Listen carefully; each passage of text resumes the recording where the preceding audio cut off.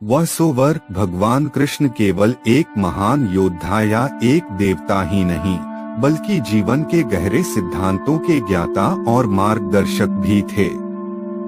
गीता में उन्होंने जो ज्ञान दिया वो हमारे मन, शरीर और आत्मा को संतुलित करने के कई रहस्यों को उजागर करता है।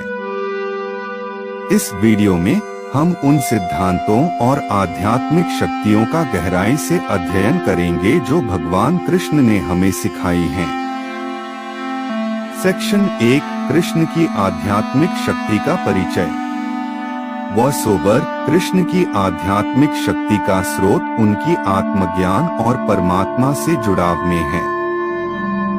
कृष्ण का जीवन हमें यह सिखाता है कि जब हम अपनी आत्मा की आवाज को सुनते हैं और उसे अपने जीवन का मार्गदर्शन बनने देते हैं, तब हम सच्ची आध्यात्मिक शक्ति प्राप्त करते हैं। उनके विचार हमारे मन और शरीर को संतुलित करने में सहायक होते हैं। वह न केवल आत्मशक्ति के प्रतीक थे, बल्कि अपने ज्ञान से दूसरों के जीवन को भी प्रकाशित करते थे। सेक्शन 2, मन की शक्ति और संतुलन। वसोवर गीता में कृष्ण हमें बार बार बताते हैं कि मन हमारे जीवन का सबसे महत्वपूर्ण अंग है। मन की शक्ति को यदि सही दिशा में लगाया जाए तो हम सभी समस्याओं का सामना कर सकते हैं। कृष्ण कहते हैं, योगस्थ कुरु कर्माणि, अर्थात योग में स्थिर रहकर ही कर्म करें। इसका अर्थ है कि हमें हर कार्य को करने से पहले मन को शांत और संतुलित रखना चाहिए। मन को शांत रखने का एक तरीका है ध्यान। ध्यान का अभ्यास करने से मन स्थिर होता है और व्यक्ति को आत्मा से जुड़ने में सहायता मिलती है। यह आत्मा और परमात्मा के बीच एक पुल की तरह काम करता है। जब मन शांत और स्थिर होता है, तब शरीर भी स्वाभाविक रूप से स्वस्थ रहता है। सेक्शन 3, शरीर का संतुलन और उसकी महत्ता। वसोवर कृष्ण हमें सिखाते हैं कि जैसे मन का संतुलन आवश्यक है, वैसे ही शरीर का भी संतुलन बनाए रखना बहुत महत्वपूर्ण है। गीता में कृष्ण कहते हैं कि शरीर हमारा वाहन है जो आत्मा को उसकी यात्रा में सहारा देता है। इसलिए इसे स्वस्थ और संतुलित रखना हमारी जिम्मेदारी है। शरीर के संतुलन के लिए योग, व्यायाम और स्वस्थ आहार आवश्यक हैं।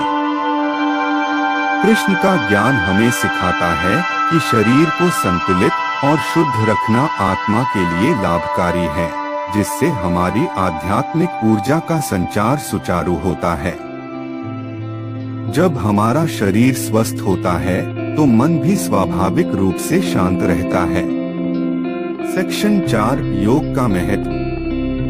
वसोवर कृष्ण के अनुसार योग न केवल शारीरिक अभ्यास है, बल्कि यह आत्मा और परमात्मा का मिलन भी है।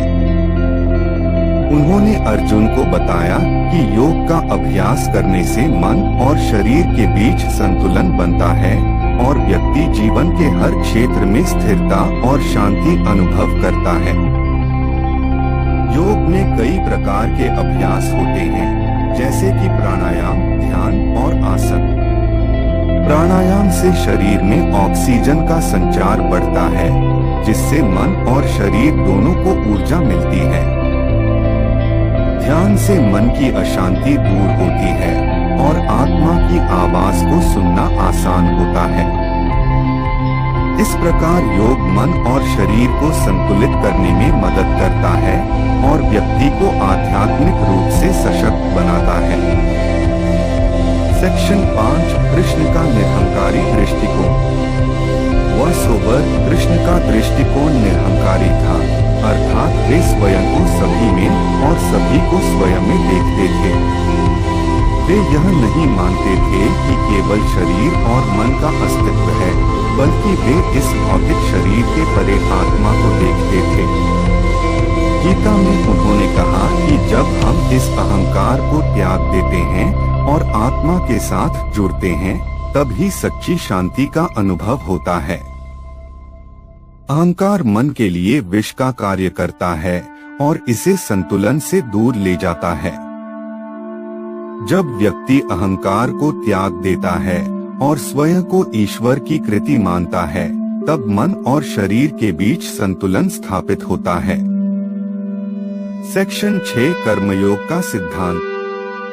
Voice over. कृष्ण के कर्मयोग का सिद्धांत हमें यह सिखाता है कि हम अपने कार्यों को मन और शरीर के संतुलन में रहकर करें। कर्मयोग का अर्थ है निष्काम भाव से कर्म करना। जब हम बिना किसी फल की चिंता किए हुए अपने कार्य में लीन होते हैं, तब हमारा मन तनाव मुक्त होता है। यह हमारे शरीर के लिए भी लाभकारी है, क्योंकि तनाव से शरीर में कई रोग उत्पन्न होते हैं। कर्मयोग का अभ्यास करने से न केवल मन शांत होता है, बल्कि शरीर भी स्वस्थ रहता है, जिससे व्यक्ति अपने जीवन में संतुलन और स्थिरता का अनुभव करता है। सेक्शन 7 ध्यान की शक्ति और आत्मा से जुड़ा। Voice over. कृष्ण का ध्यान और आत्मा से जुड़ाव के बारे में ज्ञान अत्यंत मूल्यवान है। जब हम ध्यान करते हैं तो हमारे मन की हलचल शांत होती है और हम अपनी आत्मा की आवाज को सुनने में सक्षम होते हैं। गीता में कृष्ण ने अर्जुन को ध्यान का महत्व बताया, जिससे मन और शरीर दोनों को संतुलन में लाया जा सकता है। ध्यान का अभ्यास करने से हम अपनी आंतरिक शक्ति को पहचान सकते हैं और जीवन की कठिनाइयों का सामना करने के लिए सशक्त हो सकते हैं। सेक्शन 8 साधना और आत्म प्रशंसा का त्याग। Voice over. कृष्ण के अनुसार सच्ची साधना का अर्थ है आत्म प्रशंसा का त्याग करना और परमात्मा के साथ एक हो जाना। जब हम स्वयं की प्रशंसा से मुक्त होकर साधना करते हैं, तब हमारा मन शांत और स्थिर रहता है। कृष्ण ने साधना के महत्व को समझाते हुए अर्जुन से कहा कि साधना से मन का शुद्धिकरण होता है और आत्मा के साथ जुड़ाव बढ़ता है। साधना का अभ्यास करने से व्यक्ति के मन और शरीर में स्थिरता और संतुलन आता है। सेक्शन 9 कृष्ण की शिक्षा से प्राप्त संतुलन का लाभ। Voice over. कृष्ण की शिक्षाओं का पालन करके हम मन और शरीर के संतुलन को प्राप्त कर सकते हैं, जिससे हम अपने जीवन में अधिक शांति, स्थिरता और खुशी का अनुभव कर सकते हैं। जब हमारा मन और शरीर संतुलित होते हैं, तो हम अधिक सशक्त और आत्मविश्वासी बनते हैं। कृष्ण का ज्ञान हमें यह सिखाता है कि संतुलन प्राप्त करना एक साधना है, जिसे हम अपने जीवन में धैर्य और लगन से प्राप्त कर सकते हैं। उनका ज्ञान आज भी हमारे जीवन में उपयोगी है और हमें एक सशक्त और संतुलित जीवन जीने की प्रेरणा देता है। सेक्शन 10 कृष्ण का संदेश, अहंकार और मानसिक शांति। Voice over. भगवान कृष्ण ने गीता में अहंकार के बारे में जो बातें कही हैं, वे हमारे मानसिक संतुलन के लिए अत्यंत महत्वपूर्ण हैं। अहंकार वह मानसिक स्थिति है जब हम अपने को सबसे ऊपर मानते हैं और यह हमारे मन में असंतुलन उत्पन्न करता है। कृष्ण ने कहा, जो व्यक्ति अहंकार को छोड़ देता है, वह आत्मसंतुष्टि और मानसिक शांति प्राप्त करता है। जब हम अपने अहंकार को समाप्त करते हैं, तो हमारा मन शांत होता है। अहंकार से मुक्त व्यक्ति अपने जीवन के प्रत्येक क्षण में ईश्वर का अस्तित्व अनुभव करता है और यह मानसिक शांति और संतुलन की ओर एक बड़ा कदम होता है। इसलिए हमें अपने मन में अहंकार को कम करने और आत्मनिरीक्षण के माध्यम से शांति प्राप्त करने की कोशिश करनी चाहिए। सेक्शन 11 प्रभु कृष्ण का जीवन, एक आदर्श संतुलन। Voice over. भगवान कृष्ण का जीवन स्वयं एक आदर्श संतुलन का उदाहरण था। वह एक युद्ध के नायक थे, लेकिन साथ ही एक गहरे योगी भी थे। उनके जीवन में हम देखते हैं कि कैसे वह सांसारिक कार्यों में भाग लेते हुए भी अपने मन और शरीर का संतुलन बनाए रखते थे। कृष्ण ने अर्जुन से कहा था, जो व्यक्ति अपने कार्यों को बिना किसी इच्छा शक्ति या परिणाम की चिंता किए करता है, वही सच्चा योगी होता है।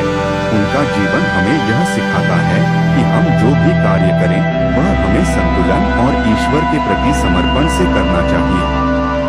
उनकी शिक्षाओं के आधार पर हम अपनी रोजमर्रा की जिंदगी में शांति और संतुलन पा सकते हैं। सेक्शन 12, आध्यात्मिक और शारीरिक शक्ति का सामंजस्य। वह सोबर कृष्ण की शिक्षाओं का पालन करते हुए हम शरीर और आत्मा दोनों को संतुलित कर सकते हैं। जैसे मन की शक्ति और ध्यान का अभ्यास शारीरिक शांति में योगदान देता है, वैसे ही शारीरिक शक्ति को भी मानसिक संतुलन की आवश्यकता होती है।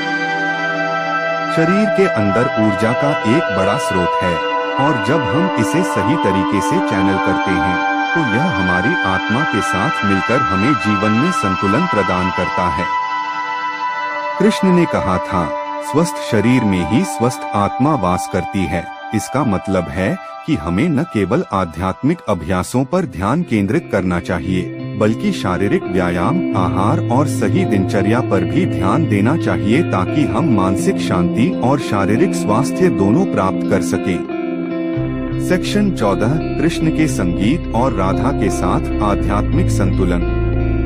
वह सोबर भगवान कृष्ण का बांसुरी बजाना एक प्रतीक है उनकी आध्यात्मिक शक्ति का, और यह दर्शाता है कि संगीत और कला भी हमारे जीवन में संतुलन बनाए रखने के महत्वपूर्ण अंग हैं।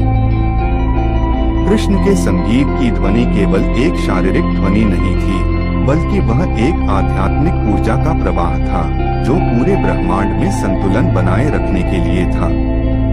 राधा के साथ कृष्ण का संबंध भी आध्यात्मिक संतुलन का एक गहरा रूप था।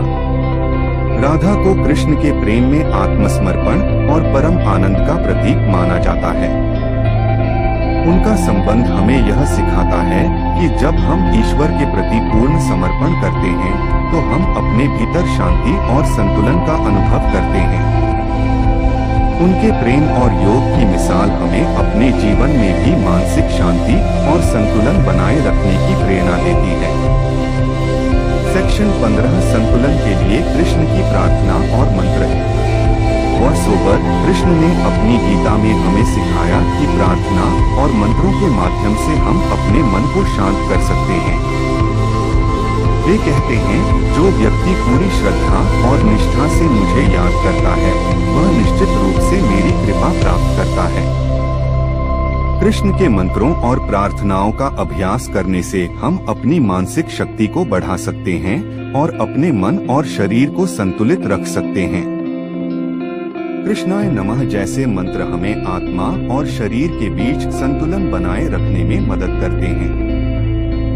जब हम इस मंत्र का उच्चारण करते हैं तो हमारी आत्मा से जुड़ने का रास्ता खुलता है और हम मानसिक शांति और शरीर के स्वास्थ्य का अनुभव करते हैं।